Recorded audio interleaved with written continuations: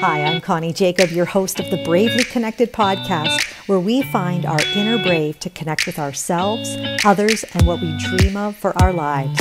Get comfy because we're about to dive in to finding our brave connection. I'm Connie Jacob. I am the host of the Bravely Connected podcast. Yes, that's right. I have a new name for a new year, taking you on a year plan that I have in my Bravely Connected method to help you feel bravely connected to yourself, to others, to help you create that in your classrooms, your homes, and in your workplaces. Today, we are going to be starting into October, where I move leaders, teachers, parents into how do we create that kind of intrinsic motivation to lead our people and our children towards having vision. You know, I will never forget speaking at a school assembly only a couple of years ago, and I asked students, do you feel you have a hope for your future? Have you ever decided to ask a question to a group of people that you regretted later? I invited the students to come up. It's an open mic. Who wants to share on the microphone? Who feels they have a hope for their future? Out of 25 students who came up to the microphone, only one said, I have a hope for my future. Having vision right now seems so far off, not just for our youth, but for people. The more I talk with workplaces, parents, students, we are all in the exact same place. We feel out of control. And when you feel out of control, you don't have vision. You're not motivated. You're just trying to get through the day to day. And what we do is, as leaders, we end up settling for a bar that's far below where we could be living. And today I want to give you a secret on how you can move yourself and others around you to be able to have vision again for their life. So, what do I mean by vision? I mean getting their assignments in, seeing the bigger picture beyond just, there's another social studies assignment, or beyond just another project at work, or beyond just going through the motions every day in your home. How do we get people to see past those things? Well, my first question is, do you see past those things? Do you see past the mundane, everyday situation that you're in? And can you see a bigger picture? I have had the pleasure of meeting some incredible people lately. And there's this one girl, she's only 30 years old, and she has come out of some really hard, hard moments of her life. I can't share more than that on the podcast, but just know that this girl, she has overcome incredible odds. And one of the things that she said to myself and a group of people that I'm coaching right now, she said, I know that I am destined for this moment.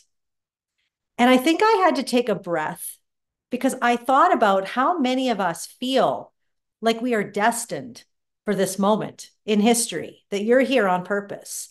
And without getting all motivational speaker up in this podcast, I like to keep it pretty real here. There is something about knowing that you are designed for something greater, not famous, greater. I heard a stat recently that ages 24 and under, that one out of every four of them believe that they will be famous by the time they are 25 years old. We are being sold a message in our culture that success looks like fame, looks like influence, looks like a ton of followers on our social media. And what's happening is when they turn 26 and that didn't happen, they're getting depressed. We live in a society where we are constantly bombarded with message of you need to be great. This needs to be fantastic. This needs to be over the top. If you're not traveling the world, then really, are you living? And we live vicariously by scrolling through our social media, looking at other people live their lives that we're supposed to live on our terms. And for us, what feels right to me. And this robs us of having vision and goals and hope. And so today, as a leader, we have an incredible opportunity, whether you being a leader means you're leading an organization, whether that means you're a parent, because parents, you are leaders, teachers, principals, doesn't matter what kind of leadership role you are in. I want to give you two keys today that will help you guide people into a more meaningful interaction with having vision for their life and goals. And so I'm going to be referring to a concept that was introduced in Dr. Dan Siegel's book, The Whole Brain Child. Now, this concept does not deal with just children. This concept is for us all. He gives us the visual of a river and then two banks.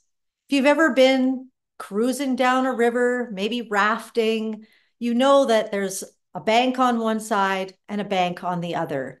And what's ideal is if we stay in the middle of the river, because if we go too far to the right, our raft is going to get caught and not be able to move because it will be shallow over on this side of the river. But on this bank, same thing would happen. And he talks about how we have banks in the way our brain works. We are either on the bank of rigidity, we're being too rigid, or we're on the bank of being way too relaxed. When we, as parents, leaders, teachers, rest on either one of those banks of being too rigid or too loose, we lose it. And what happens is that we don't get to communicate in ways that truly motivate people. In fact, we become an unstable, unsteady, unpredictable force in someone's life. We are unpredictable. Where we are predictable and steady is in the middle of the river. So what does this mean? Well, the rigidity side is I feel out of control. And so therefore, I think in my head, I've got to get a grip. I need to become more assertive. I need to get more rules going here because I feel out of control. And so my fingers start to grip a little bit more. And the behavior that comes out is I become authoritarian. I become more dominant. I try to overpower. And that does not motivate anybody. In fact, that causes a whole load of people to either become oppositional or they become so compliant, but behind your back, they're talking about work like it's the worst place on the planet. So that's one side. The other side is when we completely just, I surrender, I give up. We throw in the towel, we stop holding our end of the rope, and we just say, whatever, just have at her. Well, this is also just as dangerous because people need direction. Children need to know that we, the parents, we are in control, but we're not rigid. We have a plan, but we're not just letting all things loose. There's a saying that says where there is no vision, where there's no direction, people will just cast off all kinds of constraint and become wild. And so these are the two different banks. And I want you to reflect on this for a moment. Just you. I don't want you to think about the reasons why you would become rigid or the reasons that you would become more giving up, throwing in the towel. But what would lead you there? What situations cause you to want to get more of a controlling grip? And what situations cause you to throw in the towel? And what we're doing right now is we are just reflecting. We're just becoming aware of those things. Because if we want to be able to flow in the middle of the river, we often have to swing from one side of the pendulum to the other to find the middle. So don't be ashamed for the times that you've wanted to get a grip, a controlling grip, or the times you've just said, you know what, forget it, I'm out, I tap out now, I surrender. Don't feel bad about that. That is a human tendency that we all have. There's not one person listening to this podcast who has not been on either bank. In order to get into the middle, we have to acknowledge what has caused us to go to those certain sides. Now, remember, most of our communication is nonverbal. So when I'm trying to grip and get a control over something, I might be trying to be as professional as I possibly can. I will put on my nice smile for you and I will do everything like textbook worthy. These are the things that you told me to do in HR. I'm doing them. But the unfortunate thing is that humans do not relate on whether you're checking off boxes, doing things correctly or not. Humans connect on the emotional level, the neurological level. Our brains are literally wired towards one another. And so when I'm controlling, that vibe comes across, no matter how much I want to hide it, no matter how professional I might be, no matter how good I'm trying to be. Same thing. If I'm too loose and I don't want to let you know that I'm giving up, the vibe, I like to call it a vibe because it seems to connect. That word seems to connect with people. We all know what a vibe feels like. When you walk into a room and you can feel that it doesn't feel right. We all know that. We all know there's a vibe there. I don't feel comfortable. I feel like that person was smiling at me, but that was not real. We know. And the reason why we know is because humans are wired for connection. And so therefore, we got to do the brave hard work to connect deeply within ourselves to go, which side do I tend to lean towards and what brings me there? The beautiful thing about doing that is as you start to notice when you become a little bit more controlling and when you become too loose, you are now in the driver's seat of writing your story, writing your reactions. You're rewiring your brain to react and respond differently. Now you're a completely different teacher. Those kids who might have they used to see you kind of just go, and then you go into your 20-minute lecture that they're not listening to, or when you've decided to lay down the law and that's it. Now they're seeing this steady teacher where nothing seems to throw this woman off. That's intentional. And can I remind you that that is 100% possible?